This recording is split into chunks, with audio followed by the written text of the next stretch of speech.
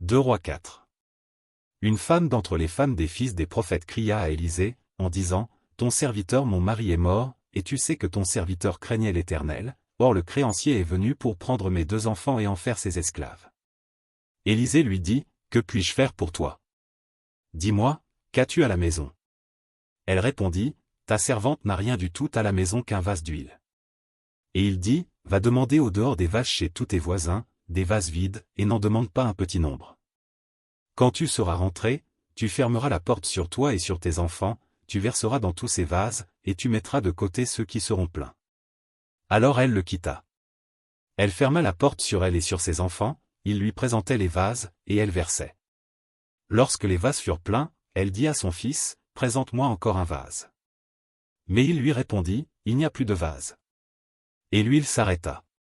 Elle alla le rapporter à l'homme de Dieu, et il dit, « Va vendre l'huile, et paie ta dette, et tu vivras, toi et tes fils, de ce qui restera. » Un jour Élisée passait par Sunem. Il y avait là une femme de distinction, qui le pressa d'accepter à manger. Et toutes les fois qu'il passait, il se rendait chez elle pour manger. Elle dit à son mari, « Voici, je sais que cet homme qui passe toujours chez nous est un saint homme de Dieu. Faisons une petite chambre haute avec des murs, et mettons pour lui un lit, une table, un siège et un chandelier, afin qu'il s'y retire quand il viendra chez nous. » Élisée, étant revenu à Sunem, se retira dans la chambre haute et y coucha. Il dit à Géasi, son serviteur, « Appelle cette Sunamite. » Géasi l'appela, et elle se présenta devant lui. Et Élisée dit à Géasi, « Dis-lui, voici, tu nous as montré tout cet empressement, que peut-on faire pour toi? Faut-il parler pour toi au roi ou au chef de l'armée? » Elle répondit, « J'habite au milieu de mon peuple. » Et il dit, « Que faire pour elle? » Géasi répondit, « Mais, elle n'a point de fils, et son mari est vieux. » Et il dit, « Appelle-la. » Géasi l'appela, et elle se présenta à la porte. Élisée lui dit, « À cette même époque, l'année prochaine, tu embrasseras un fils. » Et elle dit, « Non. Mon Seigneur, homme de Dieu, ne trompe pas ta servante. » Cette femme devint enceinte, et elle enfanta un fils à la même époque, l'année suivante, comme Élisée lui avait dit. L'enfant grandit. Et un jour qu'il était allé trouver son père vers les moissonneurs, il dit à son père, « Ma tête. Ma tête. » Le père dit à son serviteur, « Porte-le à sa mère. » Le serviteur l'emporta et l'amena à sa mère. Et l'enfant resta sur les genoux de sa mère jusqu'à midi, puis il mourut. Elle monta, le coucha sur le lit de l'homme de Dieu, ferma la porte sur lui, et sortit. Elle appela son mari, et dit, « Envoie-moi, je te prie, un des serviteurs et une des ânesses, je veux aller en hâte vers l'homme de Dieu, et je reviendrai. » Et il dit, « Pourquoi veux-tu aller aujourd'hui vers lui?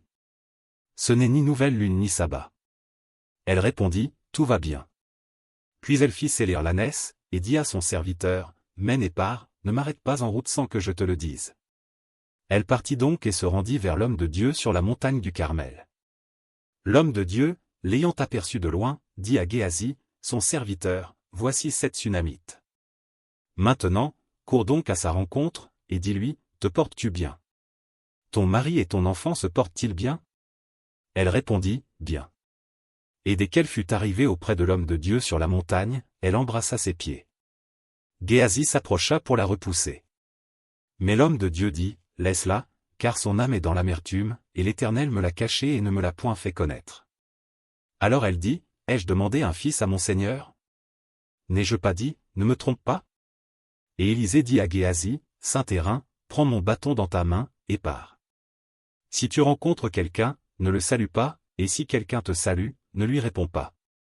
Tu mettras mon bâton sur le visage de l'enfant. » La mère de l'enfant dit, « L'Éternel est vivant et ton âme est vivante. Je ne te quitterai point. » Et il se leva et la suivit. Géasi les avait devancés, et il avait mis le bâton sur le visage de l'enfant, mais il n'y eut ni voix ni signe d'attention. Il s'en retourna à la rencontre d'Élisée, et lui rapporta la chose, en disant, « L'enfant ne s'est pas réveillé. » Lorsqu'Élisée arriva dans la maison, voici, l'enfant était mort, couché sur son lit. Élisée entra et ferma la porte sur eux deux, et il pria l'Éternel. Il monta, et se coucha sur l'enfant, il mit sa bouche sur sa bouche, ses yeux sur ses yeux, ses mains sur ses mains, et il s'étendit sur lui. Et la chair de l'enfant se réchauffa. Élisée s'éloigna, alla çà et là par la maison, puis remonta et s'étendit sur l'enfant. Et l'enfant éternua 7 fois, et il ouvrit les yeux. Élisée appela Géasi, et dit, appelle cette Sunamite. Géasi l'appela, et elle vint vers Élisée, qui dit, prends ton fils.